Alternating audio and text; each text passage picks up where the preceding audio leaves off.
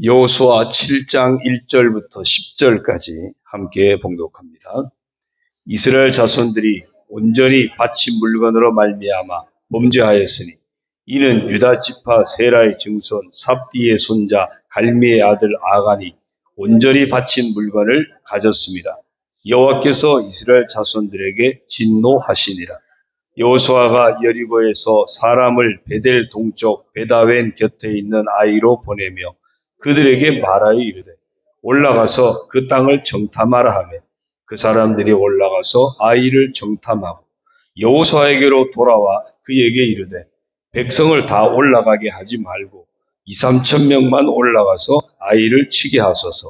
그들은 소수이니 모든 백성을 그리로 보내어 수고롭게 하지 마소서 하므로 백성 중 3천 명쯤 그리로 올라갔다가 아이 사람 앞에서 도망하니 아이 사람이 그들을 36명쯤 쳐 죽이고 성문 앞에서부터 스바림까지 쫓아가 내려가는 비탈에서 쳤으므로 백성의 마음이 녹아 물같이 된지라.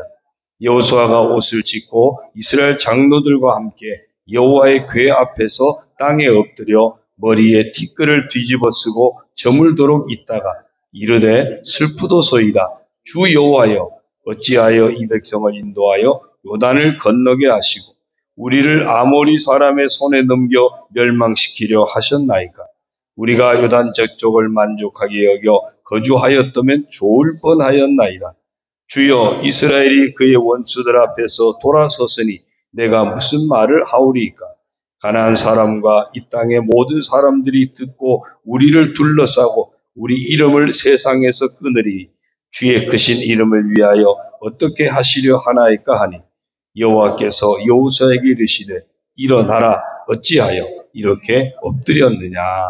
아멘. 할렐루야. 오늘도 주님과 함께 하시는 그런 복된 삶이 되기를 주의 이름으로 축원합니다.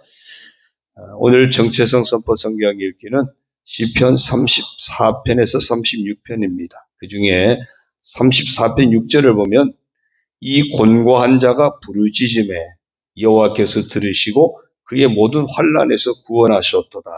이런 말씀이 있습니다. 그래서 오늘 우리도 이렇게 한번 선포했으면 좋겠습니다. 따라합니다. 나는 곤고한 중에 부르짖음으로 하나님께서 들으시고 구원하시는 사람이다. 네, 여러분 곤고할 때 어떻게 하십니까? 우리가 해야 할 일은 하나님 앞에 부르짖는 겁니다. 그러면 하나님께서 들으시고 구원하실 줄로 믿습니다. 오늘 말씀의 제목은 우리가 실패하는 이유들, 이런 제목으로 함께 말씀의 은혜를 받으려고 합니다. 나폴레옹 힐이라는 사람이 인생의 성공과 실패에 대해서 많은 연구를 했다고 합니다. 실패한 수천 명의 사람들을 대상으로 설문조사를 했는데 대략 31가지 정도 공통적인 이유가 있었다고 합니다. 그 중에 몇 가지 원인을 소개하면 이런 겁니다. 인생을 살아가는 데 있어서 뚜렷한 목적을 상실할 때 실패하더라는 거죠. 또한 자기 수양이 부족할 때 실패하고 습관적으로 일을 미루거나 게으름이나 또 무절제한 욕망에 붙들리거나 확고한 결단이 부족하거나 집중적인 노력이 결핍되거나 정열이 부족하거나 아량이 없는 옹졸함에 붙들리거나 의도적인 불성실에 빠지거나 또는 사치와 허영심 등등 이런 것들이었다고 합니다. 우리가 인생을 살아가면서 실패를 경험합니다. 실패에는 반드시 그 실패의 원인이 있다는 겁니다. 따라서 그 실패의 원인을 잘 파악하고 극복할 수만 있다면 반대로 성공할 수도 있는 겁니다. 그래서 실패는 성공의 어머니라는 말, 아마 다 이런 맥락에서 나온 말인 것 같습니다. 미국의 유명한 대통령, 어쩌면 역대 가장 훌륭한 대통령으로 꼽히는 링컨 대통령, 그도 실패했은 자를 많이 겪었다고 그러죠. 주 하원 의원에 출마했다가 낙선했고, 주지사에 출마했다가 낙선했고, 상원 의원에도 낙선하고 7번이나 계속 낙선하는 실패를 맛보았다고 합니다. 그러다가 마침내 드디어 마지막 대통령에 출마해서 당선되었다고 합니다. 이런 면에서 보면 우리 인생의 어느 한 시점에서 겪는 실패가 결코 인생의 전부가 아니라는 것 또한 알아야 됩니다. 오늘 말씀은 이스라엘 백성들이 가나안 정복 과정에서 겪었던 한 실패 사례를 소개하고 있습니다. 여리고성을 정복합니다. 정말 대승을 거둡니다. 아주 사기가 충천합니다. 그 다음이 아이성입니다. 우리말로 아이성, 실제로 그 아이성이 작은 성에 불과했다 그래요. 군사력도 얼마 안 됐고요. 성읍도 허술했고, 정탐꾼들을 보냈더니 정탐꾼들이 와서 말을 합니다. 다 올라갈 필요 없습니다. 한 2, 3천 명만 올라가서 아이를 치게 하십시오. 그들은 소수니까 모든 백성을 그리로 보내서 수고롭게 할 필요가 없습니다. 여호수아는 이 말을 듣고 정말 3천 명을 올려보냅니다. 그런데 실패합니다. 쫓겨나옵니다. 36명쯤 희생자가 생겼다 그랬어요. 이런 상황을 맞이하면서 이스라엘 백성들이 백성이 마음이 녹아서 물같이 되었다. 오늘 본문에 그랬죠. 낭망합니다. 원망합니다. 하나님 앞에 하소연합니다. 어떻게 이런 일이 있을 수 있냐는 거죠. 그때 오늘 우리가 읽은 10절 말씀, 우리 10절 말씀을 다시 한번 같이 읽을까요? 시작. 여호와께서 여호수아에게 이르시되 일어나라 어찌하여 이렇게 엎드렸느냐. 아멘.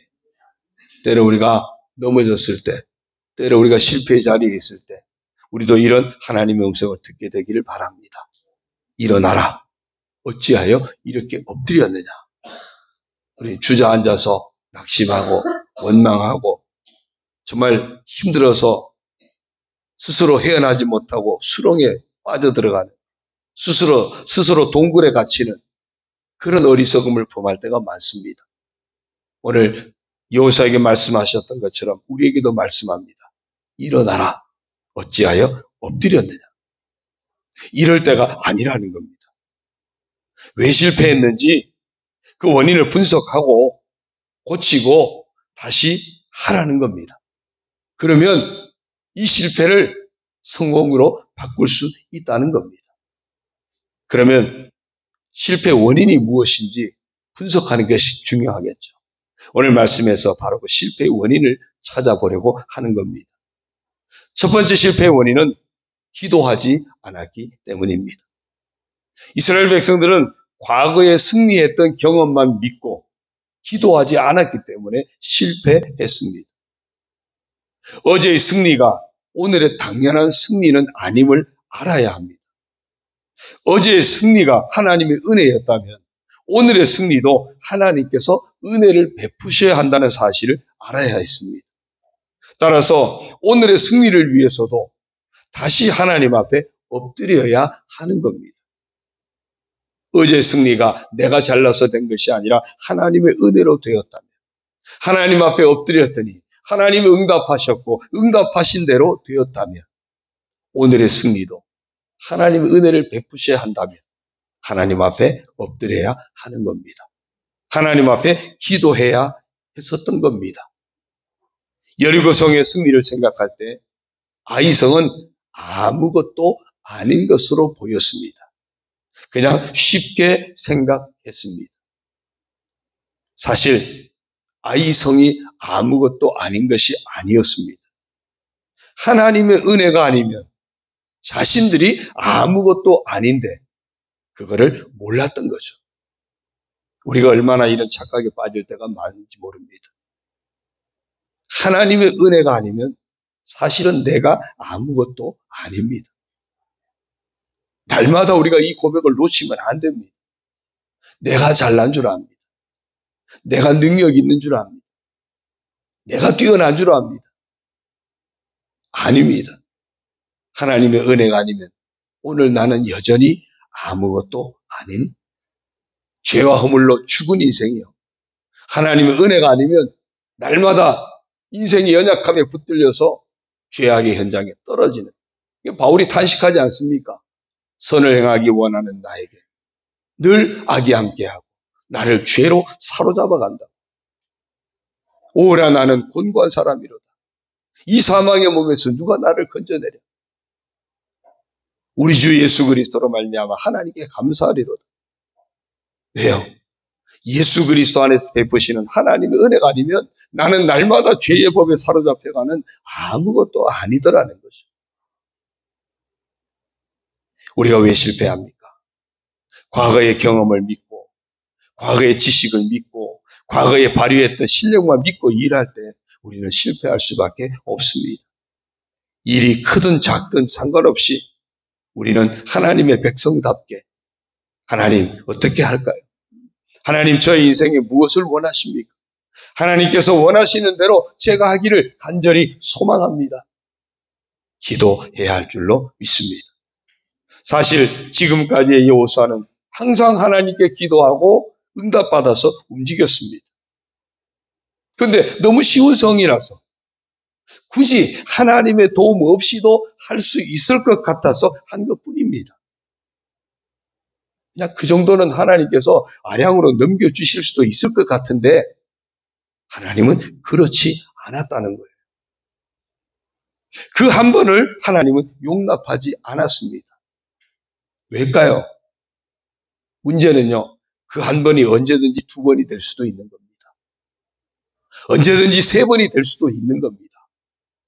그러다 보면 자기 마음대로 행하면서 하나님의 뜻과는 거리가 먼 삶에 빠져서 결국은 헤어나지 못하기 때문입니다.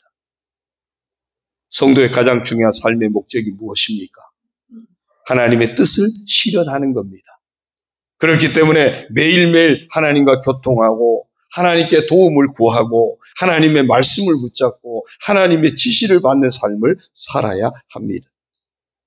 사무엘은 이스라엘이 민족의 위기 앞에서 정말 해덕일 때 함께 기도 성회를 엽니다. 그러나 그때 오히려 위기도 찾아옵니다. 블레셋이 침공을 해서 합니다. 그러나 사무엘은 계속 기도를 쉬지 않겠다고 하면서 군사들을 전쟁에 출정시킵니다. 놀라운 일이 일어났습니다. 하나님께서 친히 우레를 발하여 블레셋 군대를 물리쳐 주셨다는 겁니다. 오늘 그 기도의 사람이 다른 누가 아닌 제가 되고 여러분 각자가 되기를 바랍니다. 기도가 끊어지면 실패하는 인생이 되기 때문입니다. 두 번째 실패의 원인은 교만입니다. 교만이 실패를 부릅니다. 요단을 건넜습니다. 여리고성을 정복했습니다. 사기가 정말 충천해졌습니다. 그 정도 되면 뭐든지 다 할 수 있을 것 같잖아요. 그런데 문제는 그 과정에서 교만해졌다는 겁니다. 자만심에 빠지게 되었다는 겁니다. 하나님이 다 하셨는데 자신들이 한 것으로 착각하게 됩니다. 승리에 도취되어서 착각에 빠지게 된 겁니다. 어제 순종에 대한 말씀을 보았습니다. 그냥 순종이 아닙니다. 어떤 순종이 기적을 만난다고요? 온전한 순종입니다. 네. 퀴즈 답하시는 분들 그냥 순종이라고 하신 분들이 계시는데 온전한 순종입니다. 순종하던 여호수아입니다. 그런데 온전한 순종을 하지 못한 겁니다. 순종하던 이스라엘입니다. 온전한 순종을 하지 못한 겁니다. 이유가 뭘까요? 교만에 빠진 겁니다. 교만에 덫에 걸린 거예요. 바울은 고린도서 10장 12절에서 그런즉 선줄로 생각하는 자는 넘어질까 조심하라고 했습니다. 잘 나갈 때 그때 더 깨어서 겸손을 잃지 않고 기도할 때입니다. 실패할 때 오히려 어쩌면 안전합니다.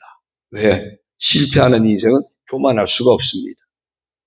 실패하는 인생은 성공의 가능성을 여전히 가지고 있습니다. 그래서 잠언서에서는 교만은 멸망의 선봉이라고 했습니다. 철학자 플라톤이 이런 말을 했습니다. 수많은 승리가 승리자들을 스스로 파멸하게 했다. 그런 것 같아요. 역사는 계속해서 이 사실을 증명합니다. 승리할 때 조심해야 됩니다. 승리할 때 기도해야 됩니다. 영혼의 부흥을 경험할 때 그때 기도해야 합니다. 큰 은혜를 받을 때 기도해야 됩니다. 잘 나가던 목사님이 한 번에 넘어지는 경우 얼마나 많은지 몰라요. 잘 나가던 교회가 한 번에 깨어지는 경우가 얼마나 많은지 몰라요. 영적인 부흥을 경험할 때, 큰 은혜를 받을 때 오히려 더 겸손히 기도해야 됩니다. 왜요? 이때가 영적으로 교만에 빠질 수 있는 기회이기도 하기 때문입니다. 사탄의 공격이 더 강해지기 때문입니다. 인생의 진정한 승리는 마지막까지 가봐야 됩니다. 그러므로 겸손을 잃지 않고 온전한 순종을 바라보면서 늘 하나님을 의지함으로 기도하는 삶을 놓치지 말아야 할 줄로 믿습니다. 세 번째 실패 원인은요, 범죄가 실패를 불러왔습니다. 아이성 전투에 있어 가장 직접적이고 중대한 원인이었습니다. 오늘 보면 7장 1절을 보면요, 이스라엘 자손들이 온전히 바친 물건으로 말미암아 범죄하였으니 이는 유다 지파 세라의 증손 삽디의 손자 갈미의 아들 아간이 온전히 바친 물건을 가졌음이라 여호와께서 이스라엘 자손들에게 진노하시니라. 여리고성 정복 과정에서 지켜야 할 일을 말씀해 주셨었죠. 6장 18절에 보면 너희는 온전히 바치고 그 바친 것 중에서 어떤 것이든지 취하여 너희가 이스라엘 진영으로 바치는 것이 되게 하여 고통을 당하게 되지 아니하도록 오직 너희는 그 바친 물건에 손대지 말라. 여리고성은 첫 번째 전투입니다. 거기에서 얻은 모든 것들은 아무것도 취하지 말라. 다 하나님의 것이다. 구별해라. 그런 의미였습니다. 바로 이게 원인이 되어서 아이성 전투를 실패한 겁니다. 그렇게 하나님께서 이스라엘의 실패 원인을 직접 말씀하셨어요.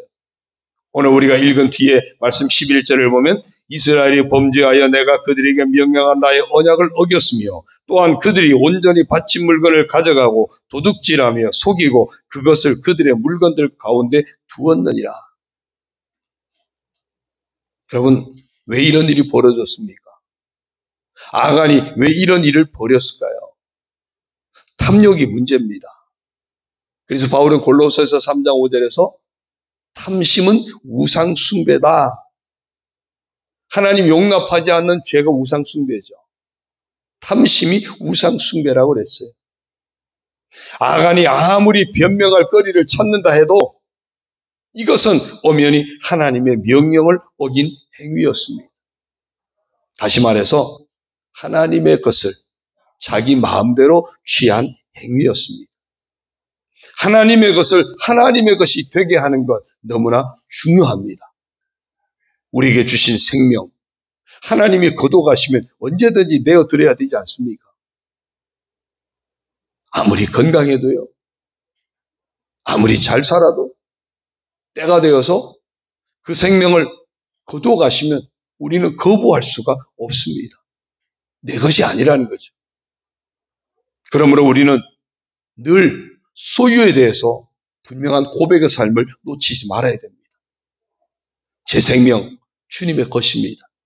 제게 허락하신 모든 것 다 주님의 것입니다.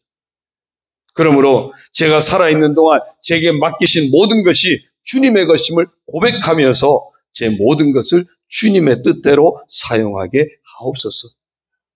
여러분, 11조가 어떤 의미입니까? 내게 주어진 모든 것이 하나님의 것임을 고백하는 행위가 11조입니다.